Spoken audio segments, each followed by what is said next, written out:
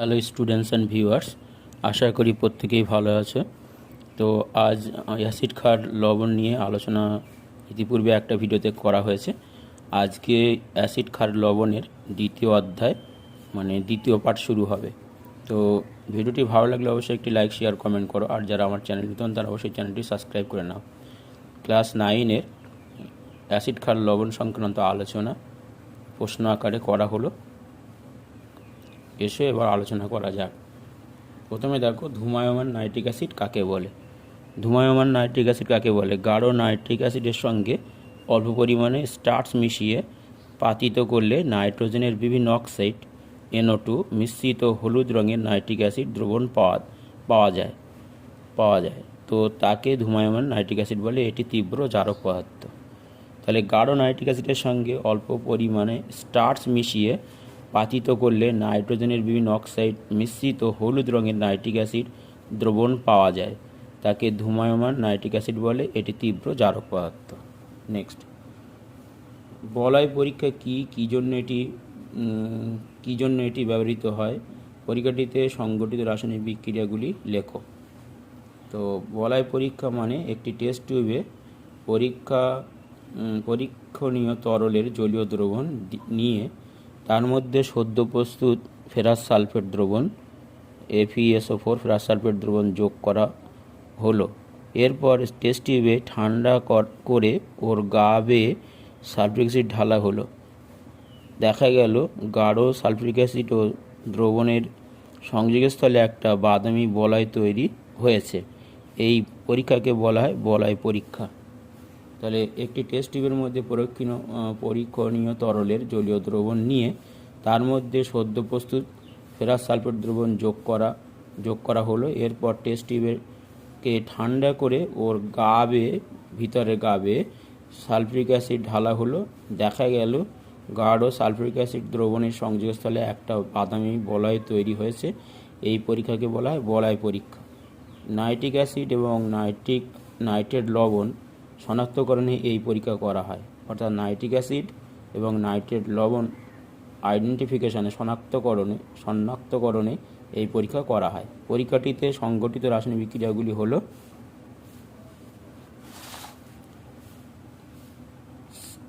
6FeSO4 plus 3H2SO4 plus 2HNO3 অর্থাৎ ferrous sulphate, সালফিক acid আর nitric অ্যাসিডের মিশ্রিত করলে ফেরাস সালফেট, নাইট্রিক অক্সাইড এবং জল তৈরি হয়।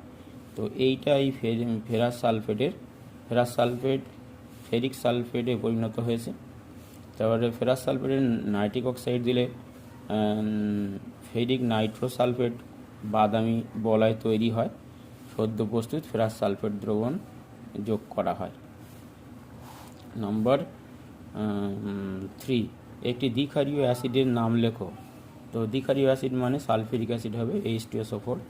একটি জলাকোষী পদার্থের নাম লেখো। গাঢ় সালফিউরিক অ্যাসিড। সালফিউরিক অ্যাসিডের শনাক্তকরণ কিভাবে করবে? একটা টেস্ট টিউবে সালফিউরিক অ্যাসিডের জলীয় দ্রবণ নিয়ে ওর মধ্যে বেরিয়াম ক্লোরাইড BaCl2 দ্রবণ যোগ করলে অদ্রাব্য বেরিয়াম সালফেটের BaSO4 সাদা অধক্ষেপ পড়ে।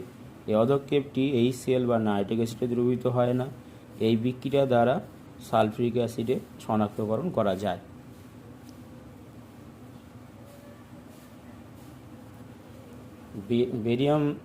Barium BaCl2 barium chloride plus H2SO4 সমান বেরিয়াম সালফেটের সাদা অধক্ষেপ পড়ে, সাদা অধক্ষেপ এবং HCl তৈরি হয়।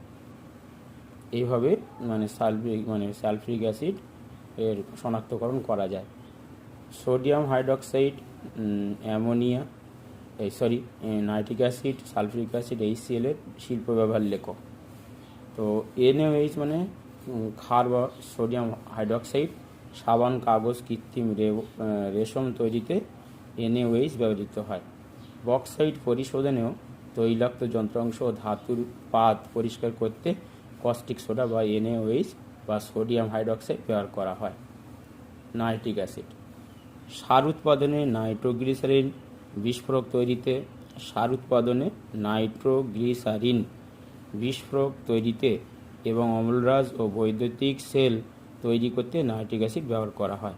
সালফিউরিক অ্যাসিড, অ্যামোনিয়াম সালফেট সার, সুপার ফসফেট সার তৈরিতে সালফিউরিক অ্যাসিড ব্যবহার করা হয়।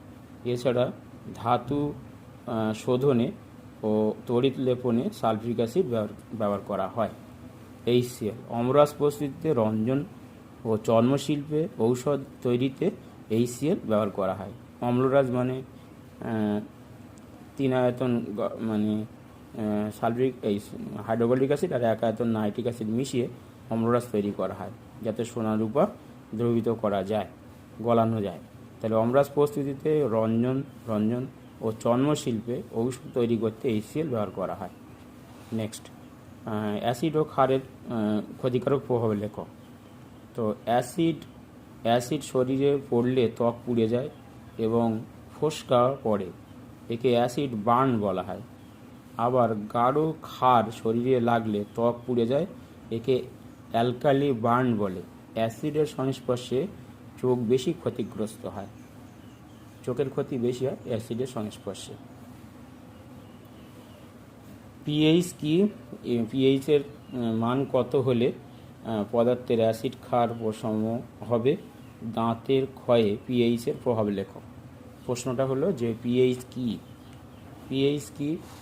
তো পিএইচ মানে হলো কোনো দ্রবণে হাইড্রোজেন আয়নের মোলার গাঢ়ত্বের ঋণাত্মক লগারিদমের দ্রবণটির পিএইচ বলা হয়।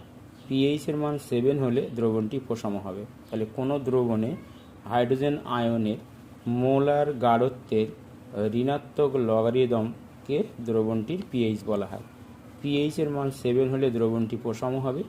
পিএইচের মান কম হলে দ্রবণটি আম্লিক হবে।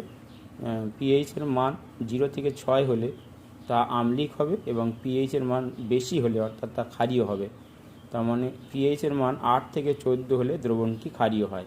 পিএইচ স্কেলে সেটা জানা যায়। 0 থেকে 6 পর্যন্ত এটা অ্যাসিড হয়, আর 7 হচ্ছে প্রশম, আর 8 থেকে 14 পর্যন্ত হচ্ছে ক্ষারীয়। আম্লিক ও ক্ষারীয় উভধর্মী অক্সাইড কাকে বলে? উদাহরণ দাও।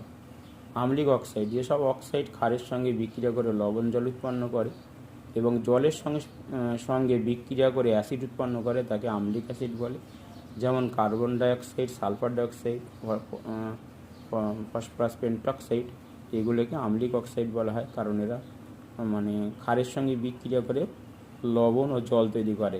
কার্বন ডাইঅক্সাইড NaOH এর সঙ্গে বিক্রিয়া করে সোডিয়াম কার্বনেট ও জল তৈরি হয়।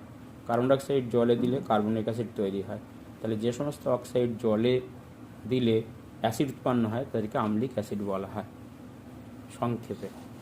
আর ক্ষারীয় অক্সাইড, যেসব অক্সাইড অ্যাসিডের সংস্পর্শে বিক্রিয়া করে লবণ জল উৎপন্ন করে এবং জলের সঙ্গে বিক্রিয়া করে ক্ষার উৎপন্ন হয় তাদের ক্ষারকীয় অক্সাইড বলা হয়।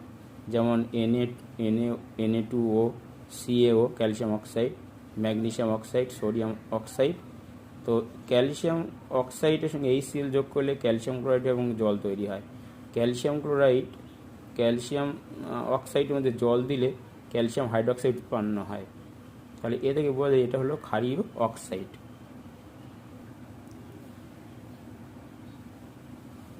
উভধর্মী অক্সাইড, যেসব অক্সাইড অ্যাসিড ও ক্ষারের সঙ্গে বিক্রিয়া করে লবণ ও জল উৎপন্ন করে তাদের উভধর্মী অক্সাইড বলে। যেমন জিঙ্ক অক্সাইড, অ্যালুমিনিয়াম অক্সাইড, এটা দুটো উভধর্মী অক্সাইড। জিঙ্ক অক্সাইড HCl এর সঙ্গে যোগ করলে জিঙ্ক ক্লোরাইড হয় এবং জল তৈরি হয়। জিঙ্ক অক্সাইড সোডিয়াম হাইড্রোক্সাইডের সঙ্গে যুক্ত করলে সোডিয়াম জিঙ্কেট এবং জল উৎপন্ন করে। অম্ল বৃষ্টি বা অ্যাসিড বৃষ্টি কাকে বলে? এর প্রভাব লেখো। অ্যাসিড বৃষ্টি নিয়ন্ত্রণ করার উপায় লেখো। তো দূষণের ফলে বায়ুমণ্ডলে sulphur dioxide, nitric oxide, carbon ডাইঅক্সাইডের পরিমাণ বেড়ে যায়। এগুলো বৃষ্টির সময়ে বৃষ্টির জলের সঙ্গে বিক্রিয়া করে অ্যাসিড উৎপন্ন করে। তা বৃষ্টির জলের সঙ্গে দ্রবীভূত হয়ে ঝরে পড়ে, তাকে অ্যাসিড বৃষ্টি বলা হয়। অর্থাৎ কার্বন ডাইঅক্সাইড যখন বৃষ্টি হয় জলের সঙ্গে মিশে সালফিউরিক অ্যাসিড তৈরি করে। এই সালফিউরিক অ্যাসিড বা নাইট্রিক অ্যাসিড, এই সমস্ত অ্যাসিড জলের সঙ্গে মিশে মাটিতে পড়ে, তাকে অ্যাসিড বৃষ্টি বলা হয়। অ্যাসিড বৃষ্টির ফলে মাটির অম্লত্ব বেড়ে যায়, অ্যাসিডিটি বেড়ে যায়।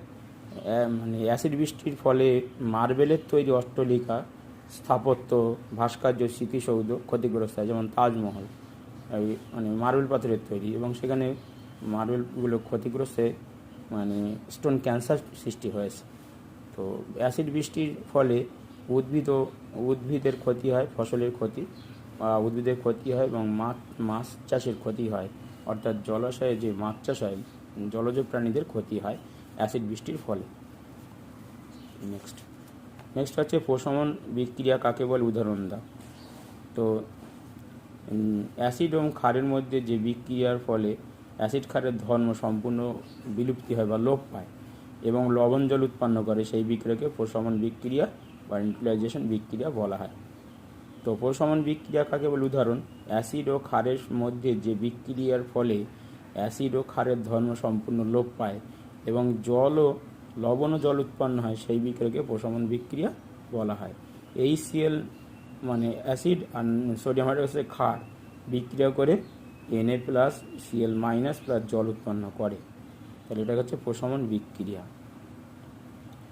অ্যান্টাসিড কাকে বলে, উদাহরণ দাও। পাকস্থলীতে প্রয়োজনের অতিরিক্ত অ্যাসিডকে প্রশমিত করে পাচক রসের pH মানকে উপযুক্ত স্তরে উন্নীত করার জন্য যে ক্ষারধর্মী পদার্থ বা ঔষধ ব্যবহার করা হয় তাকে অ্যান্টাসিড বলে, যেমন জেলুসিল, ডাইজিন, ডায়াভল ইত্যাদি। তাহলে পাকস্থলীতে প্রয়োজন অতিরিক্ত অ্যাসিডকে প্রশমিত করে পাচক রসের pH মানকে উপযুক্ত স্তরে উন্নীত করার জন্য যে ক্ষারধর্মী পদার্থ বা ঔষধ ব্যবহার করা হয় তাকে অ্যান্টাসিড বলে, যেমন জেলুসিল, ডাইজিন, ডায়াভল ইত্যাদি। অ্যান্টাসিড কয় প্রকার ও কী কী? অ্যান্টাসিড দুই প্রকার, সিস্টেমেটিক অ্যান্টাসিড এবং নন সিস্টেমেটিক অ্যান্টাসিড। তো সিস্টেমেটিক অ্যান্টাসিড আছে সোডিয়াম বাইকার্বনেট, নন সিস্টেমেটিক মানে AlOH হোল থ্রাইস মানে aluminium oxide, magnesium hydroxide, magnesium carbonate ইত্যাদি হলো নন সিস্টেমিক অ্যান্টাসিড। তো আজকে এই পর্যন্ত, আবার পরের দিন লবণ নিয়ে তৃতীয় পার্ট শুরু হবে। যদি ভিডিওটি ভালো লাগে অবশ্যই একটি লাইক, শেয়ার, কমেন্ট করো। আর যারা আমার চ্যানেলে তারা অবশ্যই চ্যানেলটি সাবস্ক্রাইব করে নাও। আর সামনেই তোমাদের ফাইনাল পরীক্ষা, তো তাই জন্য ভালো করে পড়াশুনো করো। আর এখন পূজার ছুটি, তো এই পূজার ছুটিটা একটু ঘুরে নাও, তারপরেই পড়তে শুরু করে দাও আবারও আগের মতো। আজ এই পর্যন্ত, আবার নেক্সট ভিডিওতে দেখা হবে। Thank you students.